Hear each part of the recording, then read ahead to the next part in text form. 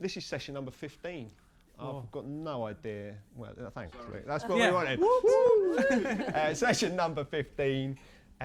I'm still liking the whole numbering thing, Jess. I feel like, it's like UFC. At some point we'll get to 100. It's going to be a big thing, so we're all part of it. But in terms of that, the thing I've loved over the 15 sessions is we're bringing a whole mix of conversations that are relevant to founders at different stages. The other thing I'm really loving, pointing at the camera, we're building a library of useful stuff that we're getting out there, which is wicked. In terms of today, we are talking about the people problems no founder sees coming. And I think in terms of that, it's probably, there's a few people shaking heads already, isn't there? Like, I like that. It's a thing. It's good, yeah. As soon as you start thinking about employing people, working with people, people are lovely, but people do strange things at times. So we're gonna cover through some very topical things and perhaps give a few frameworks, a few pointers that might help as people go through these stages. Before I get into it, first of all, this is Katherine and Kuldish. I'm going to come to both of you to introduce yourselves, but I'm just going to call out number one, Katherine. You're one of my favourite people. Oh, you're too and I've only known Katherine for about 9 months, and she's already quite high on my list, which is nice. So either I don't know a lot of people, or Katherine is a very impressive person. And it is absolutely the latter. So as many of you know, we also run the Data Science Festival community. We had this bright idea to start a mentorship programme 12 months or something like that ago. It's been super successful. We're very pleased with it. But actually, Katherine was a massive part of doing that. So we were introduced to Katherine. Loads of experience in this space. We had one meeting, and that turned into Katherine like just throwing everything at mentoring for us, and it is the most awesome thing. So very grateful to have you with us, and very grateful for that. And Kuldish, I think I first met you, I'm going to say 15 years ago. Yeah, it was about 15 years ago. It was a while, wasn't it? Yeah. So again, very grateful to have you. And I actually connected you both. You did. Oh, that was it, wasn't it? Yes. There we go. There you go, just get that in now there. we're here again. The power of networks and community and like matching people up as well. This is and interesting, Katherine said the exact same thing, because I was like, oh, would you be interested? And she met you, she was like, yeah. Like the purpose, like you want to be a part of this. Love it. I'm glad it worked out. Love it. I'll invoice you later. Yes. So that is that's a little tiny bit of backstory. We're going to dig into it a little bit further, but before I come to you to introduce yourselves, I'm just going to give you a quick overview of what we're going to do tonight. We're going to have a little bit of a chit chat covering 5 areas. So we're going to talk about clarity on roles and expectations. We're going to talk about investing in people management and the conversations that count. A little tiny bit on workforce planning. We're going to talk about how leadership must evolve, which probably for me is the one that I'll be listening most intently to. And then we're going to talk about building a few foundations kind of before tools. Once we've done that, we're going to grab 10, 15, 20 minutes to do a little tiny bit of a peer discussion. And then if anyone's got any questions, we'll take a few questions at the end. And then we're going to have a well-deserved gin and tonic, is the plan. So with that, I've set you up, Katherine. I've given you half an intro, but if you could perhaps just tell people a little bit more about what you do, other than being awesome. Thank if you. Don't mind. Well, apart from being awesome, apparently, my name is Katherine Ray. I always find it interesting to intro myself because I feel Kuldish and I totted up how many collective years experience we've got together, which is a large number, which we'll come on to later. I've been in the HR people space for over 20 years, let's just say that. I've worked for some big household name brands most of you will have heard of. For the last 12 years I've been running my own business called Talentology. And that very much has been focusing, actually the focus has shifted over the last 12 years because guess what, the world has shifted and evolved over the last 12 years. The premise was when I set up Talentology that I really felt that the organisations that were successful were the ones who knew and grew their people and really went big on the people element and the investment in people. That's still the case, but as we know, lots happened in the last 12 years, particularly in the last 6 years. And there's a whole more different landscape around at the moment in terms of, I don't know, how long do we have? Culture, recruitment, external forces, engagement, happiness, well-being, leadership, managing people. To your point, people can be amazing, but also people can be incredibly difficult to manage. But the whole premise is really just to help people figure out where they need to focus. Because in the people space, as you will hear from us, there is so much you could focus on. Part of my job and why people bring me in is to help them narrow down and say, right, okay, you've got 20 things you want to, right, forget all of the other stuff, you're going to focus on these 2 things first and we're going to build from there. So I do lots of different things. I work with startups, scale-ups, and then larger organisations. My first love really is in the leadership space. So I'm an executive leadership coach, so I love working one-to-one with leaders. I also do a lot of work with senior leadership teams. So yeah, ask me questions later. Perfect. We're there. Thank you very much. Thank you. Kuldish, over to you. Thank you. It's a hard act to follow. I have been in the HR space for about 23 plus years. Similar first kind of 10 or 15 years to Katherine, working for some big, large organisations, big, well-known brands. My area of expertise initially was more generalist, so the big menu list of HR and trying to cover it all and try and be as much of a deep expert as I can. I've had 2 stints in consulting, so I consulted for a couple of years ago for about 8 years. That was very much with startups and PE and kind of VC-backed businesses who had a very clear mission for an exit, so whether that was an IPO or an acquisition, and I was brought into those companies to really help get them into a really good shape from a due diligence perspective, drive efficiencies, and make sure that they had the best possible people to maximise the expectations, the output, and drive revenue. Step back into the permanent space, head of people, again the generalist hat, and then 3 years ago stepped back into consulting and set up Scaling People Solutions, which was timed with end of 2022, the start of 2023. There was kind of the technology wind down.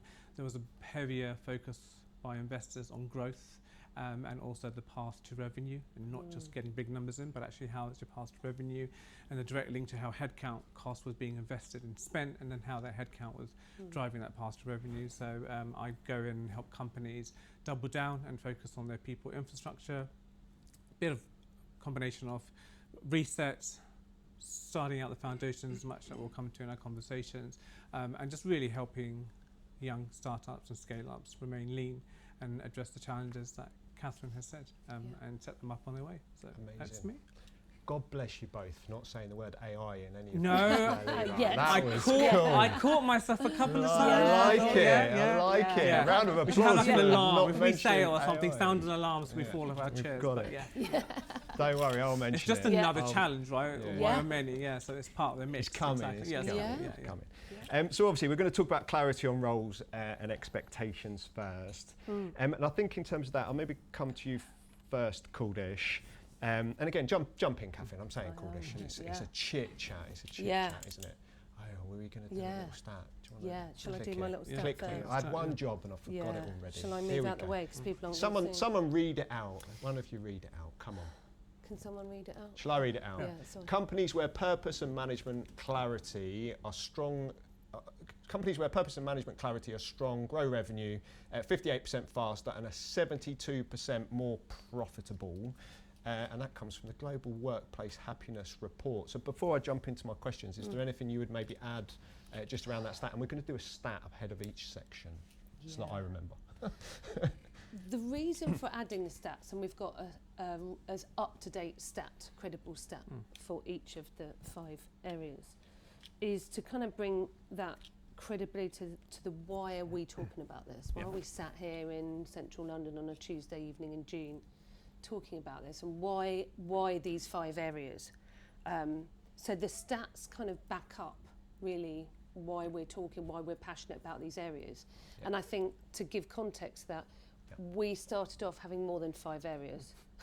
we had a shopping list, and we thought, no, we can't inflict the shopping list on people. We need to boil it down, and we wanted people to walk away with some more memorable 5 topics.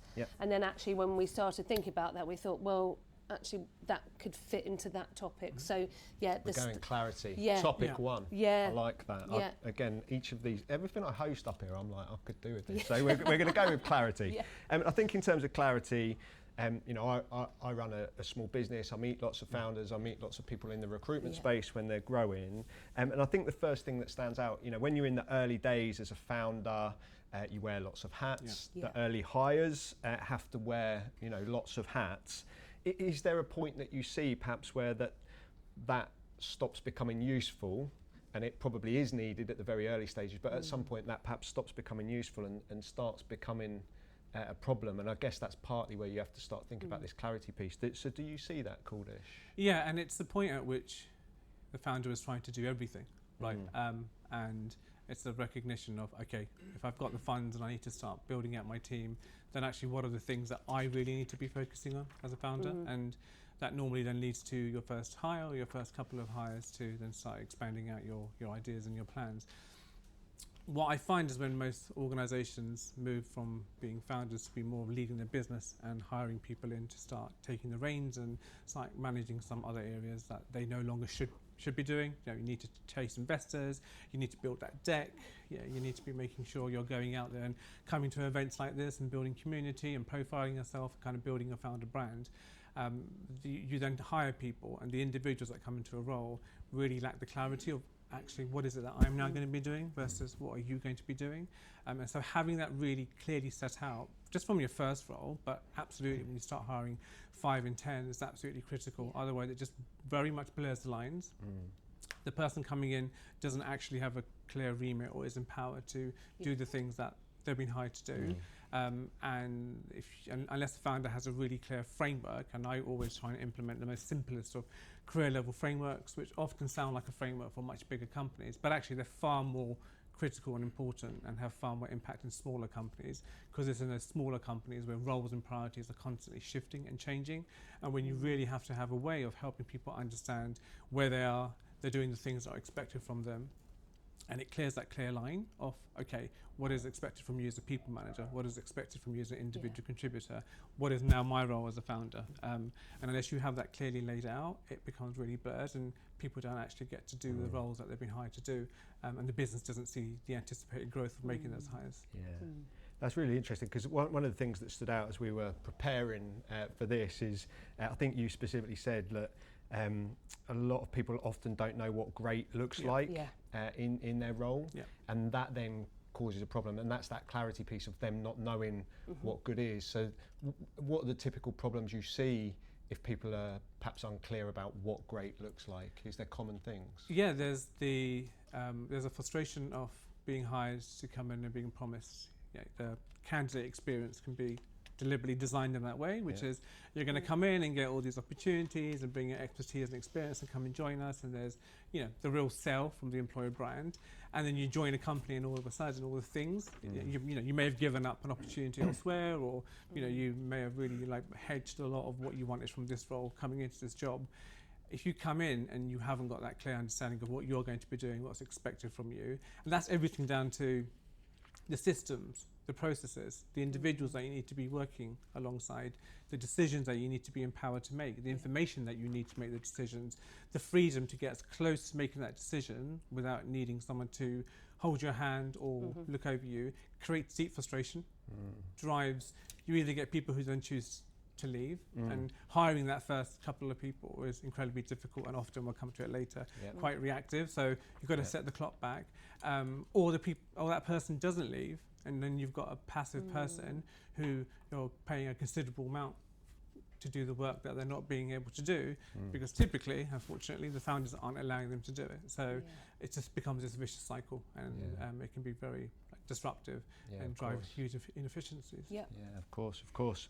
And thinking in terms of that, I'm going to ask you one more follow-up actually on that, Kuldish, and then we'll come to you, Katherine. But again, jumping, you two are a bit of like a tag team, and it's we're a double act, I feel like you know what's coming. So, but I think one thing for me that you touched on in that first passage there, Kuldish, was talking about career level frameworks, and you kind of called out, it sounds like something for a bigger company, and that's where my brain instantly went. But is there what's the simplest, like, useful version, perhaps for an earlier stage company? Is there a simple thing that you'd recommend or framework? Like, no, I mean, depending on how many people you've got, but if I've just implemented a career level framework for a company of 25 people, and there's 2 layers in the company, but there's 4 levels, and it was just setting the baseline of what can we expect from every single person in this company, regardless of level, skill, discipline, expertise, and we simplified it by communication, delivery, and knowledge, and making sure we were very clear about everyone bringing those 3 things,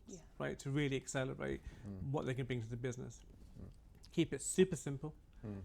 Use it as a starting point. It definitely isn't the end point, but what it acts as is a framework to allow you to just start getting a sense of the shape and size of your business, and helping people in those roles understand what's expected from them, and then how much more can be developed around the roles that they're currently doing as well. Yeah, amazing. And importantly, just to add to that, to have the right conversations around performance, because a lot of the time it's the where am I going? What's possible for me? And particularly in a small organisation, trying to kind of see the runway into the future, and you don't want people to opt out or deselect, when actually there could be opportunity, there could be a path. And then it informs hiring. Yeah, it informs, massively. Yeah, promotion decision, it informs development decisions. All of a sudden, it underpins so many different parts of the employee life cycle and journey, and gives you rigor and discipline and consistency, which is one of the most important things when it comes to making people decisions. Amazing. And I'm going off script. No, go for it. I love it. Again, this is a theme for anyone that's come before. In terms of these decisions that you're starting to talk about, is there a number of people where you start to, it's like 5 people, it's fine, just make it up, 8, make it up till 10 people, and then the founder's just like frazzled, and like at what point is there a about 15, 20. Yeah. I normally, in recent times, I've been brought in around 30, 35. But 20 max. when we look back, and I'm kind of doing a bit of a track back on actually when did the pain points start presenting themselves? What wasn't happening? What was the size of your business? Almost always you can go back to the kind of 15, 20 stage. You come in when the pain starts happening. And often. It's like, let's do it a tiny bit earlier. Absolutely. Amazing. Again, I know in your introduction there, Katherine, you were talking about like having a lean in towards the leadership coaching and all that type of stuff. And again, when we were preparing, one thing that stuck with me was you kind of were talking about the idea of a leadership team being your first team. Yes. Can you explain a little bit about that, please? So I was recently doing some work with an organisation of around 15 people. Tech for Good, obviously I can't say the name, but very interesting organisation. And what became very apparent very quickly is that there were 6 functional heads, and they thought they were operating as a leadership team, but they weren't. And through one-to-one conversations with each of the functional heads that then informed a kind of a half-day kind of get-together with them, became really clear that the issues that were being created from that was a lack of trust, lack of collaboration, certainly a lack of communication, and the most important one was a lack of decision clarity, which was tripping them up and holding them back. So I introduced this first team principle, which comes from the work of Lencioni. For those of you who've heard of Patrick Lencioni, he wrote the very famous book, 5 Dysfunctions of a Team. And he came up with this term, the first team, which is in any organisation, the leadership team need to prioritise themselves as the first team, not a group of functional heads. They have to prioritise themselves first, because that is where it's like the engine room of the organisation. And from there, everything flows, the strategic direction, the decision making, the goals, which then we'll come on to this later on. But when you're an individual in an organisation, to know your worth and what you're contributing and what your goals are, you should be able to directly connect what your goals or your OKRs are back to the strategic direction of the organisation. And if you can't do that, then there's a problem. So without that first team in place, sometimes messages can get lost in translation. Yeah, I love a question about the example you were just giving, that company of, I think you said 15 people. Yeah. And you described that they had a whole bunch of different issues that you could uncover by meeting with the different heads and having the half session. How many of those issues that you uncovered could they see themselves, and how much of it were they blind to? I'd say a mix. So I'd say trust was everybody mentioned. I'd say decision clarity was probably 60-80%, but then the collaboration and the communication was a bit of a kind of blindfold for them, or blind spot for them, which of course they're all connected. So it's like, I can see that we don't really trust each other. So why don't you trust each other? Okay, because we're not communicating with each other, we're not sharing, because we're in silos, right? And that's what happens when you're not the first team. So you're all kind of working towards the end goal, but you're doing it in isolation as opposed to collectively. And then from an efficiency point of view, actually, if you know what you're working on, you can come together and say, I'm already doing that. Okay, great, well, we're going to save some time by doing that. And duplication is just rife. Perfect. Yeah. Dane, you've sorted me out for questions 2 and 3. Yeah. So that was perfect, mate. There we go. But just to extend to that, the point around transparency. Yeah. It's so important to have goals and objectives, and make sure they are set to the right people and they're aligned to what the company's trying to achieve. But providing transparency over those goals and making sure every single person across the company, especially in a smaller company, put them on your SharePoint or put them on your Notion or whatever platform you use, but encourage and invite feedback on them, because in a small company there's going to be a dilution of role, people wearing many hats, and some of the people that you hire are probably going to be smarter than you are in some of those disciplines. So making them visible, keeping them alive, inviting feedback, and make sure people can see really clearly, coupled with a career level framework, on who's working on what. And it's also great for informal development opportunities, peer-to-peer learning, but without that level of visibility, and it's so simple to do, you can very quickly in a scaling business move in one direction, and people are actually working on goals and priorities that are focused somewhere else. So without that level of visibility and the invitation to feedback and challenge, and are we still working on the right things, then you're going to be missing a massive opportunity to make sure you keep people on the right goals. Makes sense. Can I have another stat, please, Katherine? Yeah, coming up. Can you hit me? Yeah. It's cool. I have no idea what stats are coming as well. I'm excited. Investing in people management. Okay. Well, someone else. I've got it. Yeah, you got it. Don't you panic. I'm just showing off with my young eyes. Yeah. My eyes are really bad, actually. With my as well. glasses They're in not my good. eye. Don't get me So poor management costs UK businesses £84 billion a year, driven by 2.4 million untrained accidental managers. Ouch. That is a good stat, and that leads me straight into the first point. It's a good stat, isn't it? That is a good stat. One of the things I'm sure we've all seen in many businesses is that someone gets promoted to being a manager because they are brilliant at their job, and then suddenly they're managing people, and it's a completely different job. So my first question is, and I think I know the answer to this already, how often do you see this happen, and what carnage does it cause? Answer to your first question, too often, and answer to your second question, lots. We've seen it time and time again, haven't we? So, full disclosure, so Kuldish and I used to work together nearly 20 years ago. We worked out. We worked at B Sky B together. That's when we met, and honed our craft and cut our teeth. Yeah, and it was an interesting time to be in that organisation because of where they were headed and the growth. But I suppose that, coming back to your question, David, that's where we started to see the cracks, the people who were people managers or promoted because they were good at their job but shouldn't be people managers, and often didn't want to be people managers, but it's the reward, right? The way the outdated system works is, well done, Katherine, you're good at your job, going to get promoted. Okay, great, what's the role? Oh, that sounds good. Oh, fantastic. Oh, you've also got a team of people. Wow, okay, well, I've never managed people before. Okay, you'll be fine. You'll be fine. They're just people. And you're really good. You're really smart. You proved yourself. Be a great development opportunity for you. And then what sometimes often happens is, not only do we do this to people that are good at their job, we then don't invest in them, we don't train them, we don't equip them with the right skills. And we believe that they can just manage people through osmosis or some kind of intervention that occurs. And the results can be really significant. We're going to be talking about this a bit later, but the Employment Rights Bill is coming in January, the big part of it, January 27, so just over 6 months' time. Those changes are huge. So this, all of a sudden, is going to become even more important because the big theme that runs across this is actually we see the organisations that invest in people, managers, to have conversations with their people, reduces the employee relation issues because they don't get that far.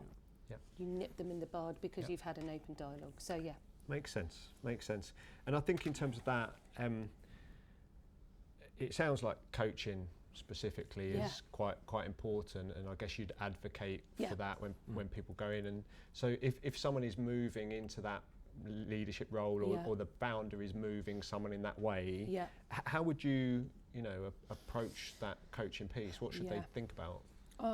So over the last few years, as markets have changed and resources are more stretched and budgets are squeezed, I'm a real advocate for, I think there's a mindset shift which is, okay, great, I understand we need to invest in our people managers, but how much is that going to cost? And we don't have a massive budget.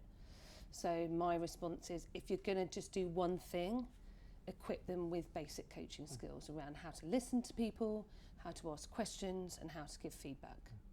And if you did just those 3 things and nothing else, then at least that would open up the invitation to have a two-way conversation with people. You don't have to be a coach, you don't have to send them on an expensive coaching program or course, they don't need to be an accredited coach, but just having those human skills of listening, questioning and feedback is a really good starter for 10.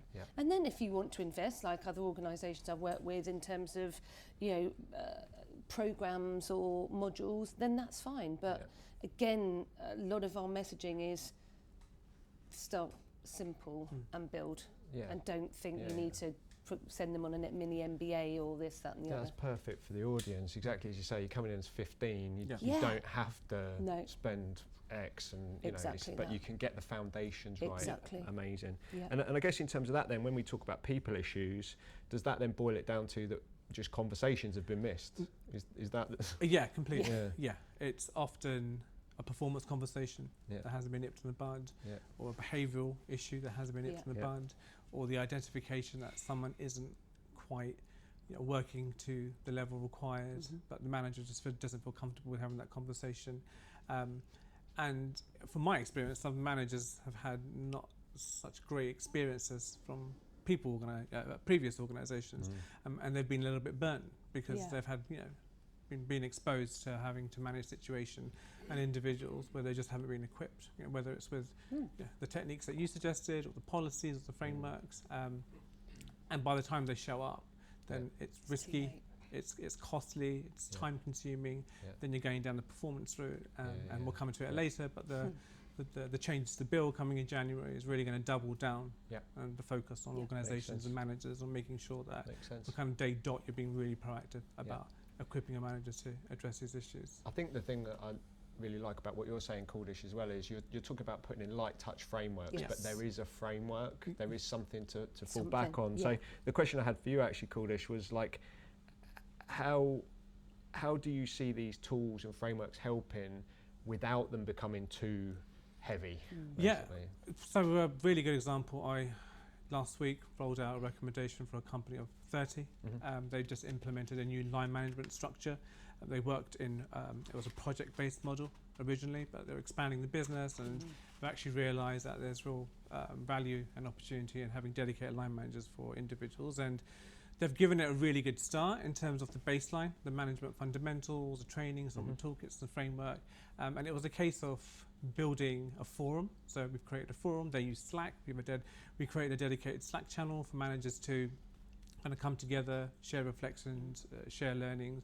They work with an external coach. We brought that coach in to create managing learning circles. So each manager has a safe space to actually finally talk about the issues that they've been experiencing, and we made it really clear that this is the expectation of them as managers, but we want to equip them. They use SharePoint, so in SharePoint we've put some really simple tools and frameworks for them to go to and use and apply, and it's just making it accessible, making it digestible, and just making sure that they're really clear on what's there for them, and building a networking community for them to support each other. Yeah, amazing. Yeah, it's really simple. Yeah. It was like, I think the way you explain it makes a lot of sense, because I must admit, when I think about this stuff, I think, that's like that's big, that's work. But can I just pick up on that thing? One trend that I'm definitely noticing is using the people that you already have. So peer group coaching, peer learning, peer mentoring is really, really popular within organisations, and not just bigger organisations, smaller organisations, but also outside as well, like just with like-minded people to support you. And that sense of I'm not on my own, I'm not the only person here, and learning with and through others is really, really important. Yeah, I think like aware people, good people will seek that out, but by putting a bit of structure in to have the conversations, again, it's got to help, hasn't it? So we are cracking on to workforce planning. Right, another start. This time we have definitely not allowed enough time for this. So, we're cooking. We're talking number 3, workforce planning. 1 in 3 UK businesses has made a bad hire simply because of pressure to fill a role quickly. Again, these resonate for sure. So when we're talking about workforce planning then, I think it's one of those things that founders know they should do, like many things, but in reality, you've got other things going on, and then you start thinking about it when the pain happens. I'll maybe come to you first, Kuldish. So when you look at scaling business, how often are hiring decisions genuinely planned versus reactive? Never.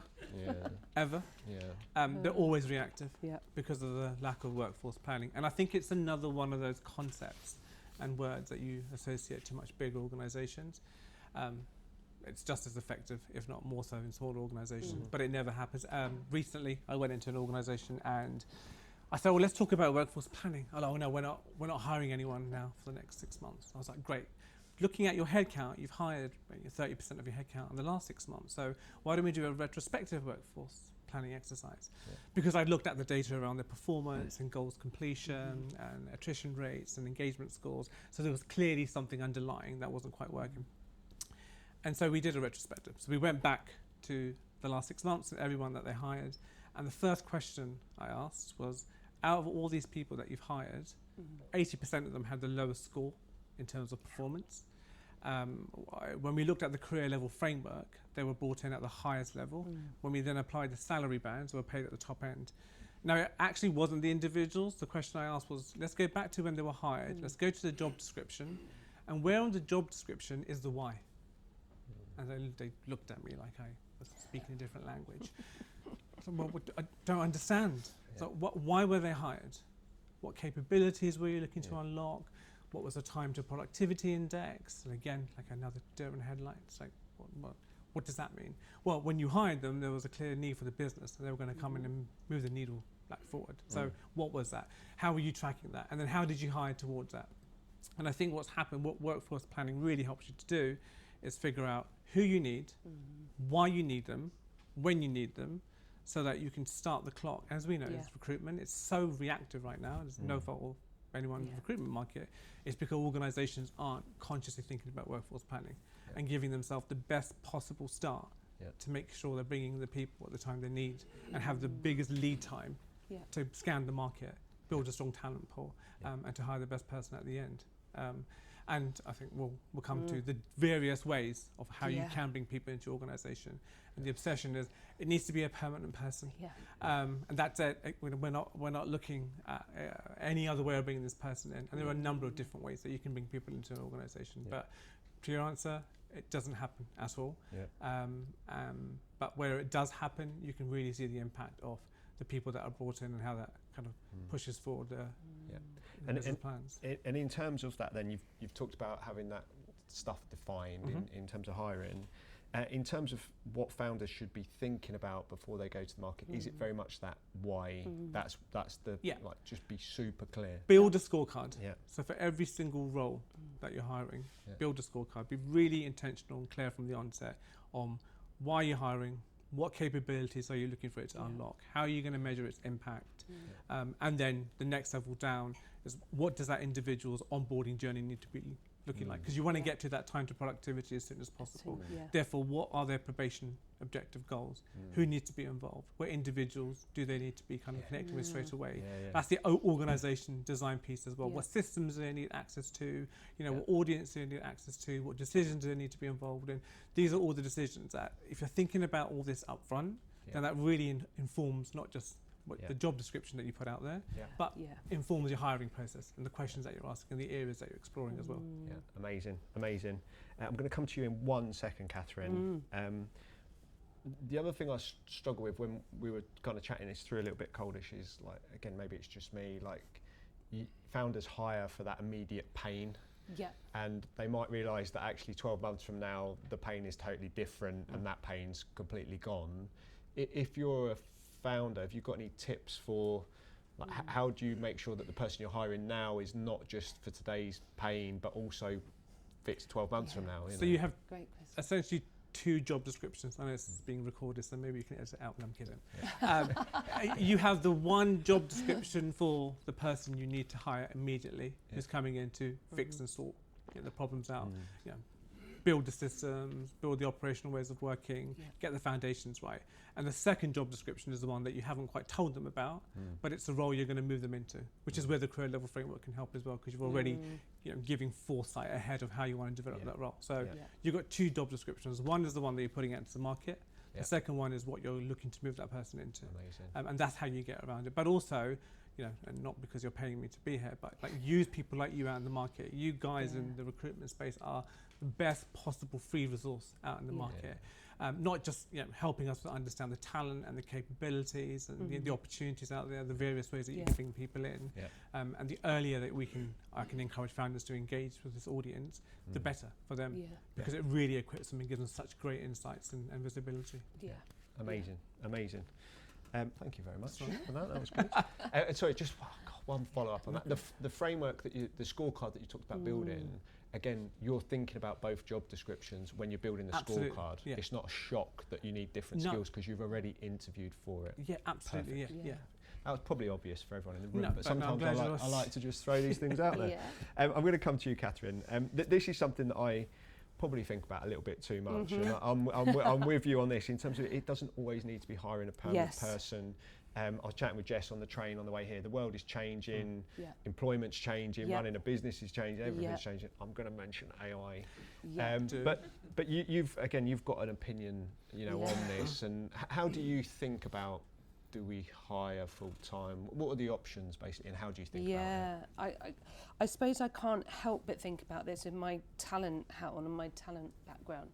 And I think, as I started off saying, the world is just moving at a rate. And I think the employment rights bill that's coming in January will shift things significantly and push us towards... You've mentioned it a couple of times. Tell us, what's happening? So I'll leave it to Kuldish. The date is yet to be confirmed, but it's highly likely to happen. Typically in the past, any changes that have been brought on the 1st of January. Today, most organisations will wait until about 23 months because today you need 2 years length of service to have heightened employment rights, to then leave a company and claim constructive dismissal, for example. The rumours are from the 1st of January, that's going to come down to 6 months.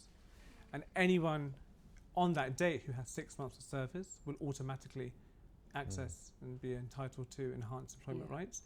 And therefore anyone you hire from that point onwards, you haven't got that 2-year window anymore. And in some ways it was a distraction, and managers kicked that into the long grass, and for many reasons as well, because they didn't have the tools and the means to address those issues. But that's really going to accelerate right from the onset the importance of workforce planning and getting the scorecard. Like, you absolutely need to double down and get it right, because you've literally got 5 months, not 6, to figure out whether that's the right person for the organisation. And if not, and you need to make a decision about exiting them, then you're going to have to do it at that 5-month period. because depending on notice periods, and they could tip into the 6 Yeah. months. So yeah, it's a big change. That's the big It's one. huge. I mean, there's Getting other more stuff. savage. Yeah. The world is getting more savage. And basically. so many, Yeah. I mean, fairly large organisations don't know about this. Yeah. And so I'm going in and going, right, you want to change your probation periods because you've got everyone on 6 months probation, and you Yeah. probably want to bring it down to 3 months typically for some Yeah. roles, and maybe 5 months. Oh, why? Well, you're not going to have 6 months because by 6 Yeah. months, Do you think that's going to increase churn, or is it going to increase settlement costs? both, I think. Both. Yeah, Yeah. yeah, and I think Yeah. it's I put 50% on one Yeah. and 50% Yeah, on the other. absolutely. Yeah. Yeah. yeah, yeah. But it I links agree. back- It's probably better than the latter, Yeah. Yeah. being more honest.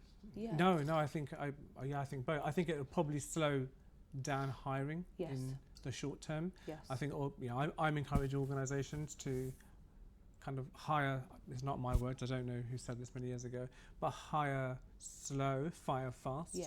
And I think there'll be a lot more of that intentionally for this reason as well. But not necessarily a bad thing if it Yeah. means you're giving a lot more time and focus on really being clear about actually what is the talent that we Yeah. need to be bringing in. I Yeah. run a recruitment business, so I think everyone should Yeah. just hire fast. Yeah. The thing about hiring, do it. Yeah. Forget the Yeah, hire slow. sorry. Do it as quick. Yeah. Cool. Take it back. But- That's cool. I took that away. No, actually, but a I bit. think that context is really important because yet again, this is another thing that's changing the game. Yeah. It's changing, where we focus. And I think for a while now, we have been too focused on it's got to be an employee, it's got to be full-time, it's got to be salaried. And actually, people want to work in different ways. And actually as an employer, as a business owner, I want to hire different people. Yep. If I've got an assignment for 6 months, I don't want to necessarily hire someone full-time on a salary. I've got to pay them more national insurance now. I've got 6 months, less than 5 months to figure out, hopefully I've made the right hiring decision. So I kind of talk about this talent ecosystem, which is, there are different types of workers out there. And I think the employment rights bill that's coming in, certainly in January, is going to hopefully get us to just thinking a bit more broadly and widely about, how do we buy it in? Do we borrow it from elsewhere? Do we build it internally? Coming back to the career level framework piece. And for the first time I'm going to mention AI, do we bot the 3 Bs? And again, this has been around for a while. But I think all of these kind of external forces are kind of colliding and hopefully making people just pause and take a step back and think, okay, what do I need? What do I need in 6 months? What do I need in 12 months? And where am I going to get that from? Do I have people internally that I can build that capability? Is there a certain degree of work or tasks that could be automated? Do I still need to buy it in? And there will still be a place for buying it in. Yep.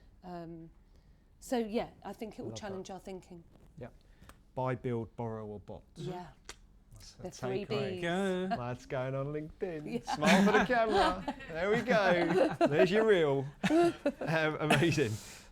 So I think in terms of that, just a super quick follow-up on the bot piece. I know we're here to talk about people, but how do you think founders should think about the bot part of the bees? Do you want me to go first? I have a really strong view on this, of course. I think my view of AI is that humans and AI can cohabit quite nicely. I think there's a place for both, and I think that from a founder perspective or any business leader or owner, everyone is being challenged with the cost question, let's be real about it. And where we can automate, where we can bot, where it's not going to affect customer service, customer satisfaction, employee engagement, loyalty, etc., satisfaction, I think it would be stupid not to look at that.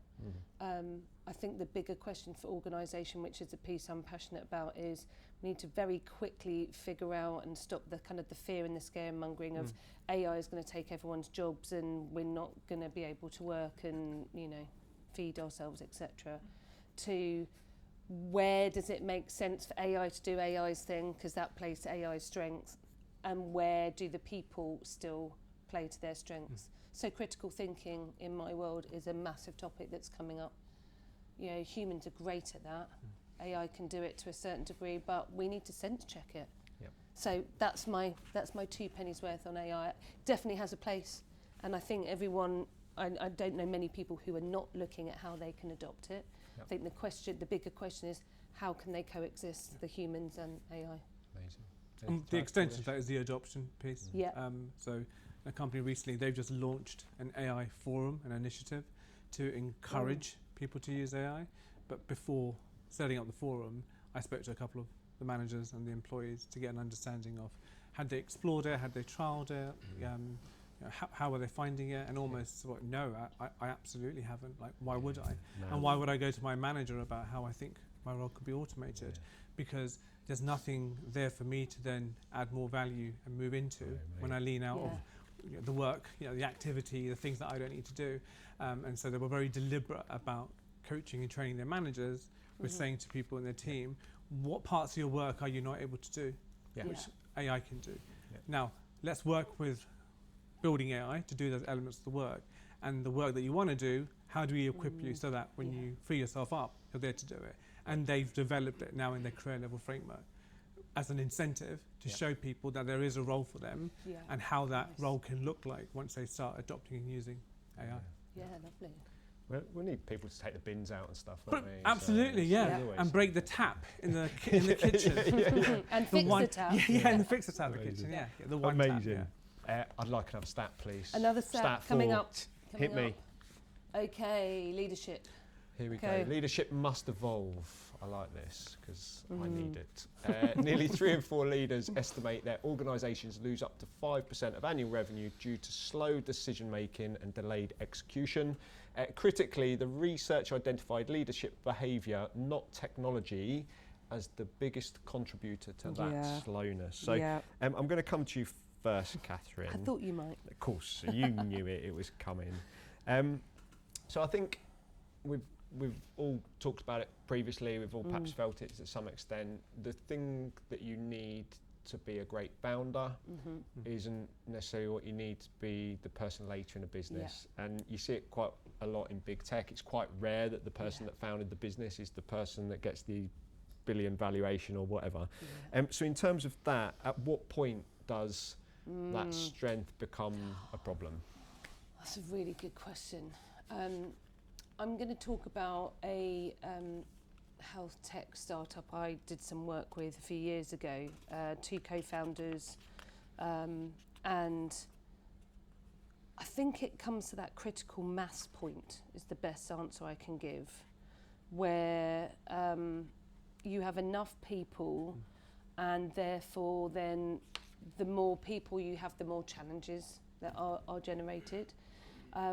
And I think often what I've seen is where there's 2 co-founders, there's a conversation that goes something like, well, who's going to be CEO? Someone needs to be CEO. Oh, I don't want, I'm not, no, I'm better over here. Oh, okay, I'll be CEO. And in this particular example, it's okay for a while, but then I think once more and more, not so necessarily people challenges, but challenges come up, there's this epiphany of, am I the right person? It's that kind of holding the mirror up and saying, am I the right person for this? Or actually, and importantly, do I want to be doing this? Because even though I put my hand up and said, I'll do this role, but I've never really done that before, but I'll give it a go. That acknowledgement of perhaps we should get external help. And actually that's exactly what happened. They brought in an external CEO, and then the person that was CEO actually then went back to doing the kind of the product role, which he loved and was his first passion. And therefore then things transitioned and got back on track. So it's hard to give you an exact number, but I think, with coaching and one-to-one coaching I was doing at the time, I think it's that realisation, and part of my role as that leadership coach is to hold up the mirror and say, how much longer can this go on for? Like how much more needs to happen before you say, I think Houston, we might have a problem. Yeah, and I think that's where the value of coaching comes in, Yeah. because sometimes being that mirror can be quite hard when you're in the trenches to actually acknowledge that. Very much so. So in terms of that, would you say perhaps sometimes letting go is the hardest part of scaling? Always. That's the bit that holds up. Always, I would say it's probably, I don't think it's ever not come up in a conversation. Yeah. And I think that's hard because it requires a mindset shift. You know, when you're at the coal face and you've literally been doing everything, and then all of a sudden you get more and more people, and they're like, it's okay, I can do that. And you're like, but Why is no one ringing me? Yeah, what's going on? I think that's really hard, and that requires a shift and a pivot, which is what we're all being asked to do at the moment with everything changing and ambiguity, is to then focus on, okay, I've now got these people, but the trust needs to be there, of course, but I do trust them. Say you did trust them. I've got these people, I need to let go because actually now I need to focus on this. And actually that role that I was playing, it's that book that Marshall Goldsmith wrote, a great book a few years ago called What Got You Here Won't Get You There. And I use that all the time because whatever role we play, whether we're founders and then we get 10 people, 15 people, whether we're in an organisation and we're growing, as human beings, we can be a little bit lazy because we just think, well, this has got me so far, this is amazing. I don't need to do anything different. And then actually one day comes and you go, that's now holding me back. The very thing that got me to where I am is now holding me back. So that's the piece for me, is that mindset shift. And it's really important. Amazing. What got you here will not get you there. Exactly. That's a takeaway, isn't it? Yeah. I'm going to have one more question for you, Katherine. Again, like if you're in the trenches, in the thick of it, and there may or not be an answer to this one, I don't know, but I just was wondering whether there are specific signs that you see in a leadership model that show it hasn't evolved. Like if you're in the trenches and you start to notice this yourself, maybe that would be a sign. Burnout is one obvious one, not just you but others. And I think links back to a couple of things we've already spoken about, which is decision making. If you're finding that every decision is coming up, trickling its way up to the top to you, and you're just thinking, I don't need to make that decision. Why can't these people make that decision? It's because they don't either feel empowered to, or it's not clear to them that they can. And I think then there's dependency piece. People become too reliant on you and too dependent. You never want that. You want empowered people. You want people who are autonomous, and you know, you could go away for 2 weeks and they could be getting on with stuff and you don't need to worry about it. I'm going to come to you now, Kuldish, then.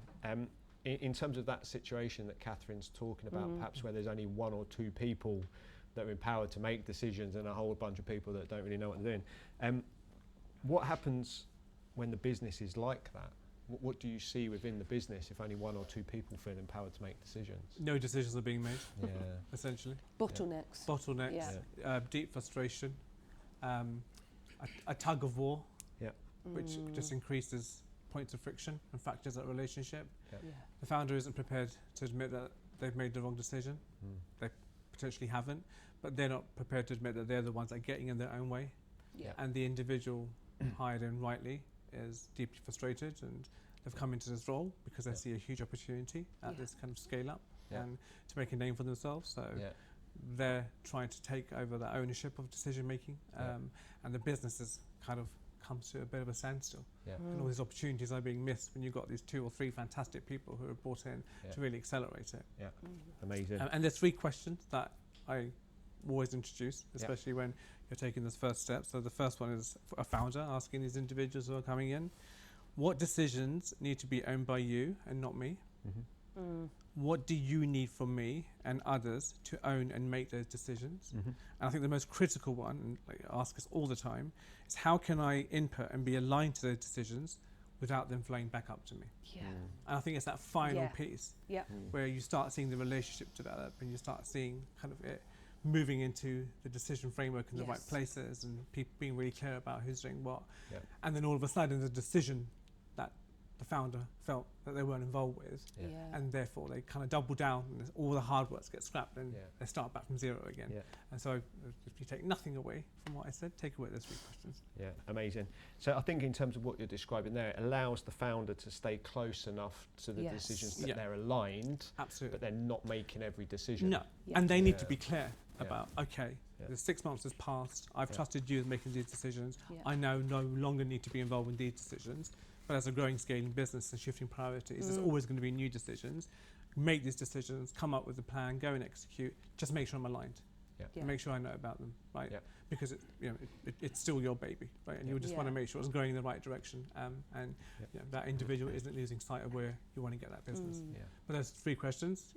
Introduced them many times. They've proven to be really effective in just giving that framework for that conversation to be had, and you're creating the invitation as well for that individual to be able to then answer those questions, because it's coming from the founder, and a sense of recognition that it comes back to a little bit of a process, a little bit of a framework Yes. that lets everything else open up, and it's not crazy big. No. It's like 3 questions. I mean, recently I stuck it into the one-to-one for a founder who hired 2 individuals, and it was in there one-to-one for the first 3 months, and I was like, do not remove them, like make sure they're there.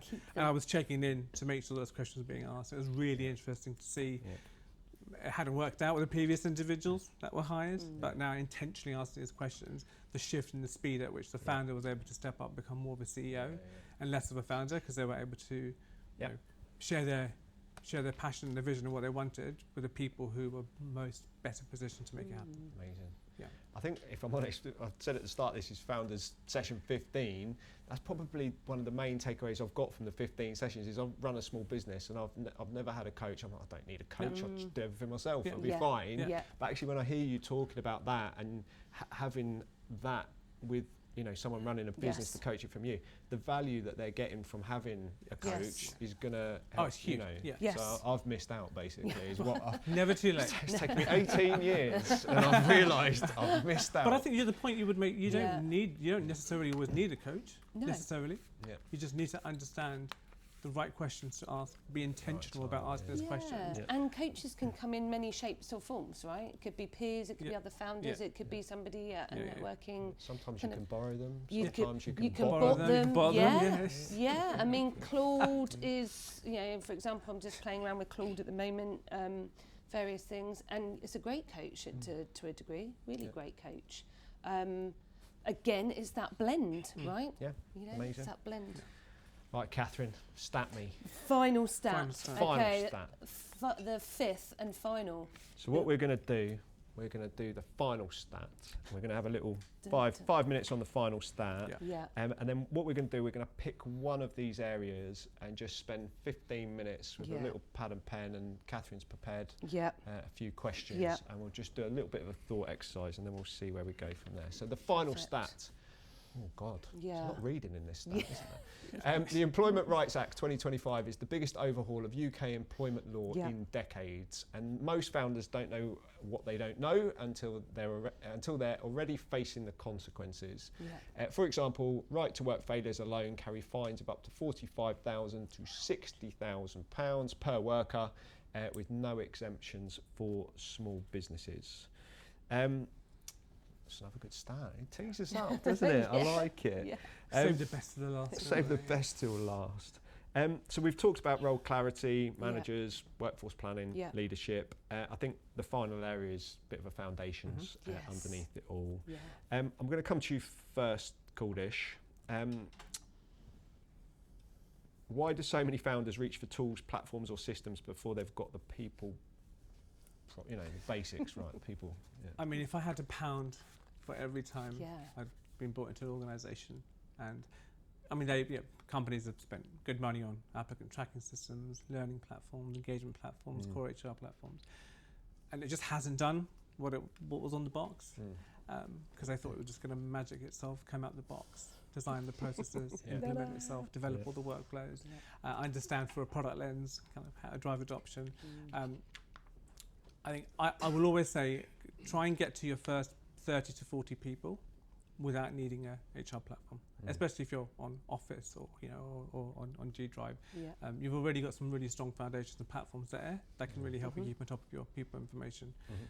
But when you get to about 30 onwards, then it's a good point, because you want to keep your people team lean, and you also want to make sure then, as the organisation grows, the expectations that employees will have across their life cycle will grow. So you don't want the business slow down by someone not knowing how to book their annual leave, how much annual leave have I got left, or if I'm sick, what do I do? Well, I record it, and those things are important to report on and capture and get some metrics around. There are so many great HR platforms that provide kind of end-to-end, kind of a terrible expression, but cover cradle to grave in terms of the employee life cycle for less than a cup of coffee per employee. So start really small, allow complexity to come where it's justified and needed. Yeah. Outside of that, just be really clear about what those core employee life cycle elements are. So that's hiring, onboarding, induction, sickness, goals and objectives, performance, and obviously underlying, you're getting all the inputs that you need to make sure your payroll is robust to make pay decisions. Once you've got that all clear, then have really clear policies, no more than 2 or 3 pages. Make sure those policies are ones that are going to be easy for the managers to follow and apply. Really clear about what employees need to do in certain situations, so they're not figuring out, wasting time away from the role, trying to figure out what the right thing is to do. And then the 4 elements, when you start hiring, it's definitely around get your contracts right. And too often, rightly, and when you go to employment lawyers, they will give you the gold-plated, bootstrap, bells and whistles, 36 pages employment contract. You send that to an employee coming from another startup, and they're not signing that contract because they've got 4 more in their inbox, which are 4 pages, and they're going to sign that one, number one. But also, there'll be clauses that are in that contract or that aren't in that contract, which will slip you up because you want to be able to move fast. So a pylon clause, for example, the opportunity to exit individuals and them not having to work their notice. Because typically, if you made a decision or that person made a decision, rare exceptions, you probably want that person to move on as soon as possible. Restrictive covenants. Now, often, there'll either be none or there'll be like the most extreme top-ended restrictive covenants you've ever seen. It's like, I'm sure Keir Starmer doesn't have them in his own contract.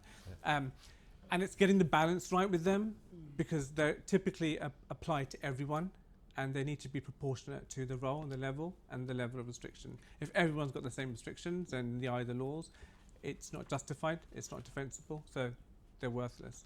And notice periods. Always start lighter on notice periods and then over a period of time, if you're seeing high levels of attrition or if you start seeing people are actually critical talent and you want to hold on to longer, then it's easier to negotiate people up in the notice periods than negotiate them down. So those are the areas that I'd get people to focus on. Amazing. And obviously onboarding and probation in line with, if you're not already, you're going to have to get really, really hot on probation and onboarding. Onboarding underlines probation because onboarding is about just giving people access to the tools and the information, the platforms, and the people to accelerate their time to productivity. And probation are the objectives that you're setting to make sure that they're onboarding in the way that you need them to. But that's going to become even more important come January because that is what you're going to have to robustly base your decision on when you exit someone. So that it's not a case of you just dismissed them because you didn't want them to hit the 6 months. No, we had a really clear probation and in fact a really clear onboarding plan to give them the best possible chance to pass through probation.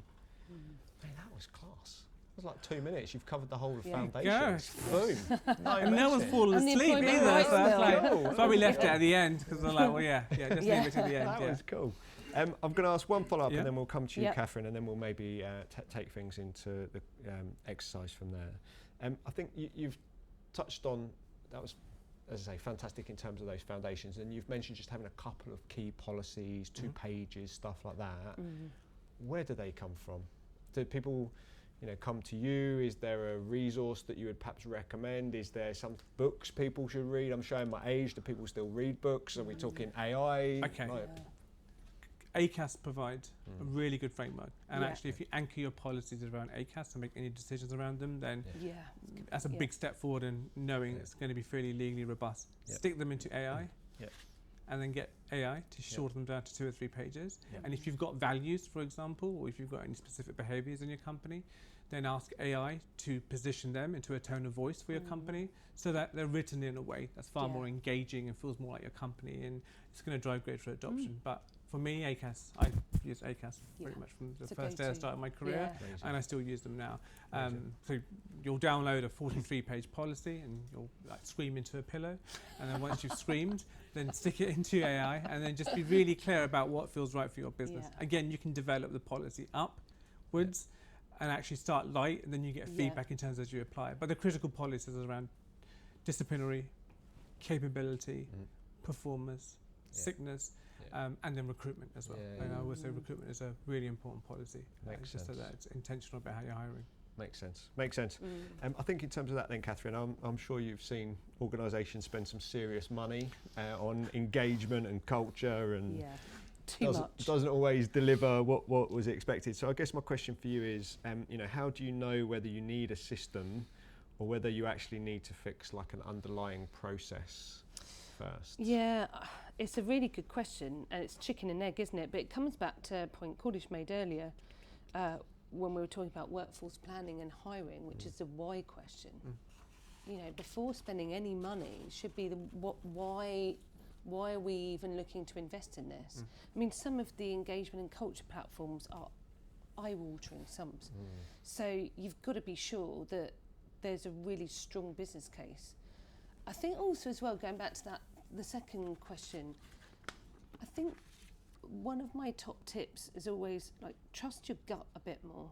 And I know we live in a very data-driven AI science world, and I'm a big advocate for all of that. But I think we're losing a little bit of the just trusting our gut. I think when we've got smaller numbers of people we know, we can sense if something's off. People will talk, people will behave in certain ways. And I think even as you get bigger, even just some light touch kind of interventions of surveys or focus groups, or just getting people, again, the conversation, we can get a sense if there's something we need to do. So again, it's that start small, simple, and then grow as you grow, as opposed to the other way around, which is shed loads of money on something that you don't need, isn't the right time, and then you think, oh well, I now can't do X, Y, and Z because I've just spent all that money on that. Yeah, it feels nice, doesn't it, trying to purchase a silver bullet, and then actually the hard work can be a bit about what you're talking about as well, like the conversations, the process. Yeah, and if you haven't got the platforms and frameworks, right, around career development, and the around leadership processes, development, no shiny. What you're going to measure is going to support the absence of those things. So get those things in place first, and then have a good level of confidence that they've been embedded and adopted, and skip level meetings. As your organisation grows and you start introducing more and more layers, I mean, it's single-handedly one of the most effective tools. Make sure you're engaging with the people at the level below you, and you're inviting that feedback up. That's not to catch out the person in between, but it's also to make sure that as a founder, you're not becoming too far removed from actually the issues that people are facing on the ground, and they're getting the kind of support and investment that they need as well. Amazing. I should have checked this beforehand, but I'm hoping there's one more slide with a QR code. Oh no. There is. Are we on to at there. the end? Okay, we'll come back. As long as come there's back. one there. Yeah, there We is. need a QR code. Yeah, We need a QR code. Yeah. I think in terms of that, I'll maybe take your input on this actually. So we were planning then to do a bit of a discussion and then a Q&A. Yeah. I'm wondering whether we just see if there's a couple of questions Yeah. now, finish with that little exercise, and we'll have a gin and tonic. Yeah. So it's Sounds an good. opportunity if anyone would welcome a question. Yeah, let's go. Is there a question? There must be. Yes. Yeah. Come on, Yeah. don't be surprised. I was very surprised. Yeah. Thank you very much for the talk. I Pleasure. really enjoyed it. Many things resonates to me as well. What you're talking about. I'm a coach, by the way, so, and you talk about the team dynamics. You talk about the 5 different functions and trust, which is the foundation of everything. And then when you talk about autonomy of teams, so I think from my experience, there will be not 100% autonomous teams, but you need to help them with decision making on themselves. However, how do you feel about if I would come to you and say, look, I don't want anyone to be a manager for my people. Yeah.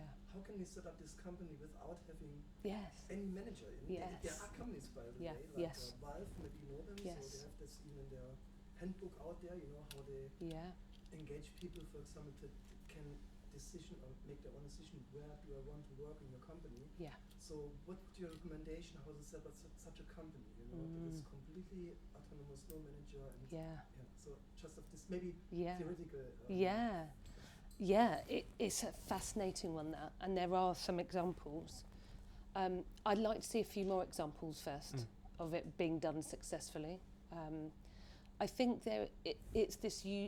I get this sense it's a utopian notion of if we if we empower our people enough, then they can manage themselves. And that would be great. However, I'm kind of, the pragmatist in me and the realist says the organisations that I go in and work with are so far off on a maturity curve of being there that they would need to be more mature as an organisation to even be close to that. So I think from what I've seen, I love the idea. The case studies I've read of the organisations that do it, brilliant. But I think organisations almost need to get to a certain maturity level first before they could even explore that. And I think pilot it in different parts of the business, because probably there are certain parts or functions within an organisation that is maybe bigger where that would be more easily achieved than others. And again, coming back to the workforce planning piece, that's where you'd have to, with your scorecards, you'd have to be very clear about that up front. You know, we are either a managerless organisation or we have a goal to become one within the next few years. How do you feel about that? Because sometimes it's really nice to blame your manager for everything, isn't it? And if you don't have a manager, right, then you can only blame yourself. So it's the maturity piece for me. Yeah. But I would love to see more of it. I really would. And I definitely think it's achievable. Yeah. I agree with you. There's lots of, you can work on the maturity of organisation itself, on the leadership. Yeah. If I can ask one follow-up question is, what, you know, when we look at our structured organizations like the org chart, it's now about 150 years old, and I think it's time to change that. Yes. What would you recommend as a, you know, alternative to the org chart? An alternative to it's a difficult one because some people love the org chart still. Like people like so many things that are very old. I think it's a more fluid version of that. So my issue with the org chart is that it's static. It represents, it's like a photograph, you know, like a Polaroid, right? You take it, you shake it, and it captures that moment in time. That's an org chart. We all live in this reality of things are changing and moving all the time.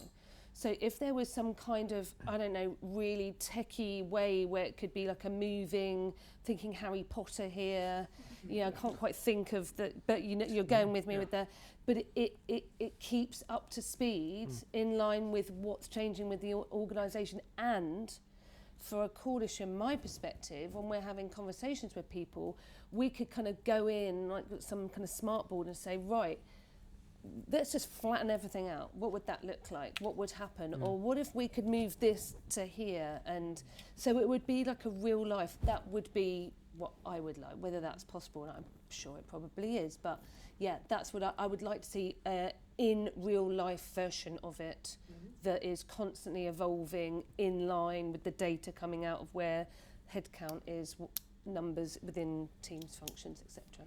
Catherine, that was excellent, absolutely excellent. Well done, dealt with like a pro. There was one other question at the back. I just wanted to add on, because the one time I've had a boss that I actually thought was amazing, which doesn't happen that much, he said to me, he was like, he didn't just have his org chart, he had his future org chart in like 3-4 years time, so that he knew where everyone might be moving into, so he could make sure they were motivated and weren't going to leave. And that kind of blew my mind. Lovely. So I was like, I thought you were dealing with it now, but he was like, each person's motivation he knew, so he knew where they would end up and how that would all fit.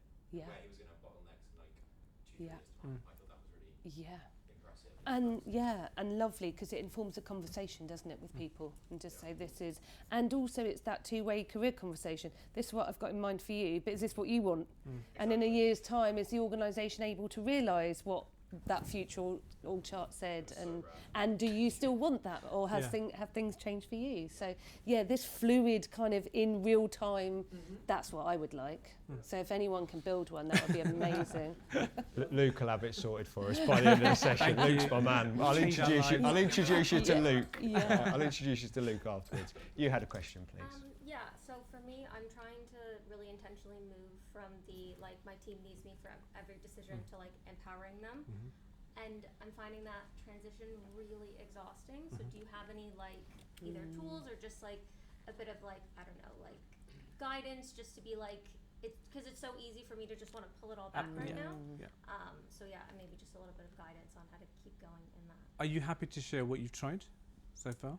Yeah, so asking them like, you know, like what have you done before kind of coming to me, Yep. or like is there anything else you need from me before you can kind of move on? So a lot of those kind of prompting coaching questions. Maybe it's just not moving as fast as I'd like. Yeah. But yeah. Do you want to go with this one? Yeah. Time, because they're getting used to not coming to you, and I think also that recognition and reassurance is really important, that they're doing a good job.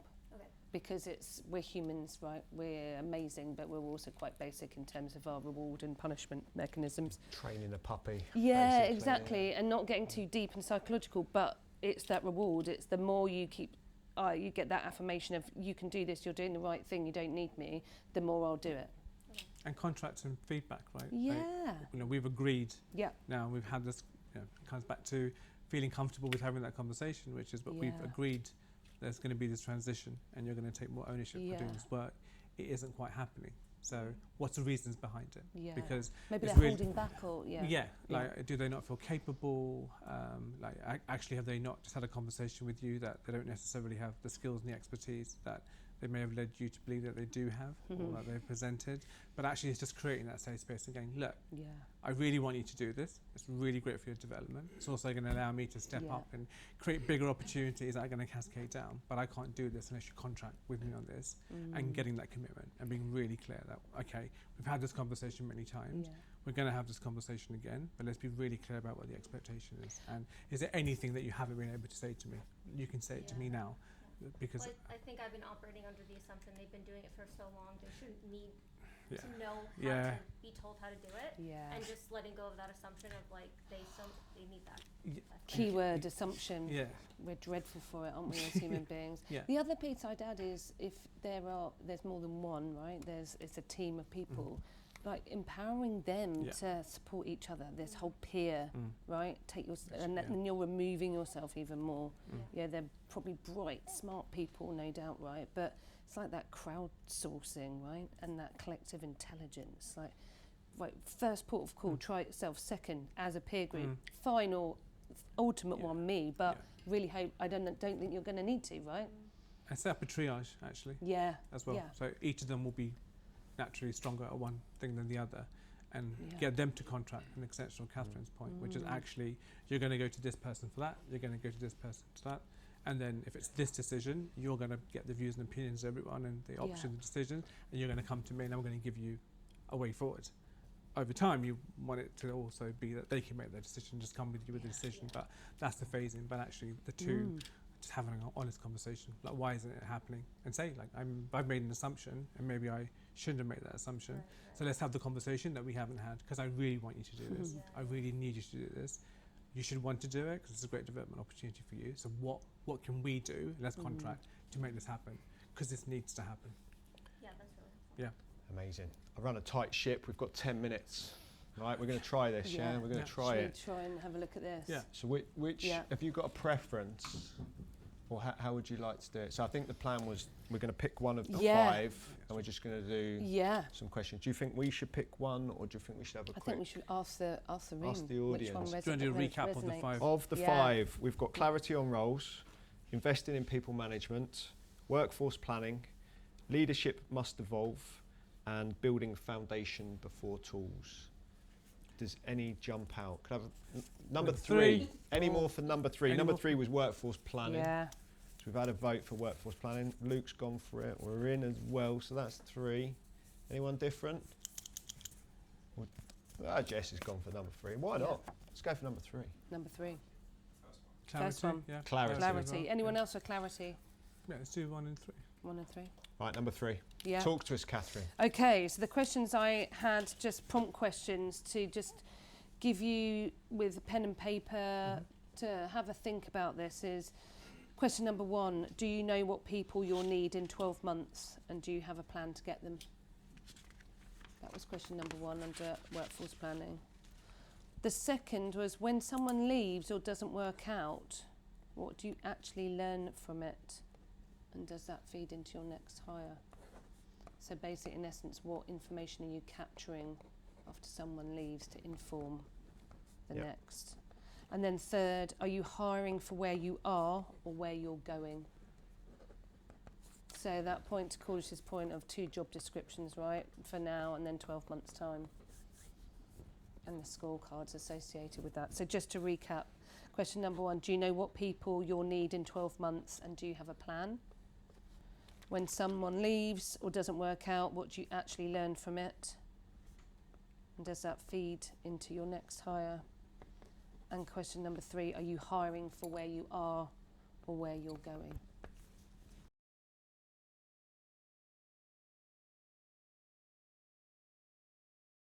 Okay, folks. Here we go.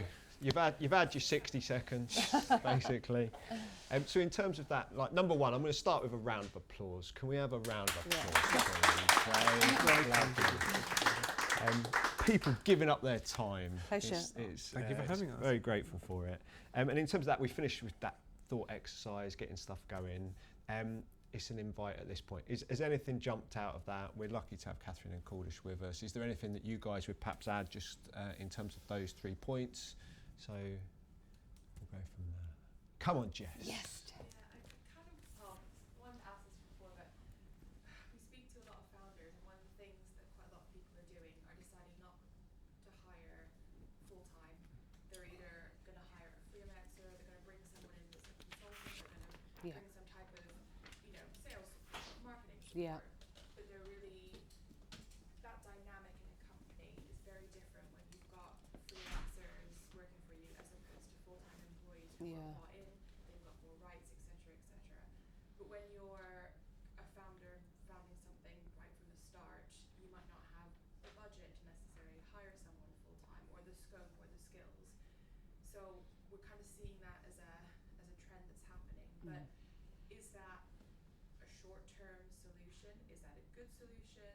Should we be looking further into the future and doing more of this workforce planning, or is that actually a safe way for a lot of founders to build and scale quickly? So I don't know if you have any. I mean, I think it very much depends on what's being built and who else is doing what you're doing, and the urgency around scale and competition and growth. So that's going to vary enormously, but generally if it's something that you're not entirely certain about, or it's something that your foundation building, then I think committing to someone on a permanent basis is probably not the right thing to do initially, and I think just testing whether or not it's the right role to be bringing. So I'll give you myself as an example. I've gone into a company where I'm the borrow and I'm doing a bit of building and I'm building the bot. For 2 main reasons. One, they want to keep the people function really lean, and they want to move someone in the operations team more into a people role. And so I'm helping build that person to be able to manage the people side. I've built out the suite of kind of employee lifecycle processes for where they are and where they're trying to get to. I'm building the bots so that the people insights are coming from the HR platform that they have in place, and then drawing down the data that we're building in performance and goals and objectives and our engagement survey, and the bot is also coming as a part of that. So they knew that they needed someone in the people space. They weren't entirely sure whether they needed to hire someone on a full-time basis, permanently, or a part-time basis. But where it's actually landed is by bringing me in on a borrow. I've been doing the build and I've been doing the bot, and that's been right for that company. But I think unless you're absolutely clear that you need this person to be a permanent member of your team, because you've got a very clear kind of growth plan and this person's going to be part of that long-term journey, then I'd probably explore the other ways of bringing those individuals in before making that commitment. Katherine, could I invite you to click on? Yes. We've got a couple of takeaways. Yes. We're gonna drop this in an email for you. Feel free to scan the QR codes, because if I forget to send the email, then don't blame me. But while we have you, we have 2 takeaways. Would you like to just explain what you're giving away? Yeah, no, actually, Are you my part of head. the QR I think code? I'm You're bang in the literally middle. bang in the middle. If lovely. I'm not at the back, please tell me to move my head out of the way. The 7 Virtues Leadership Assessment is a brand new diagnostic that I've created, actually. Simply, it's the flip. There's a lot of the 7 deadly sins in the world at the moment. I'm not going into any more detail than that. I think we can think of some examples. And I think the antidote, the antidote to those some of those behaviours that can be really toxic and bad in cultures are the 7 virtues. And actually, if we really lean into those virtues, actually we can be happy, our workforce, etc., can be happy. So have a go. It's a very simple diagnostic. It's a kind of work in progress, just testing out a few things. So I invite you to complete it.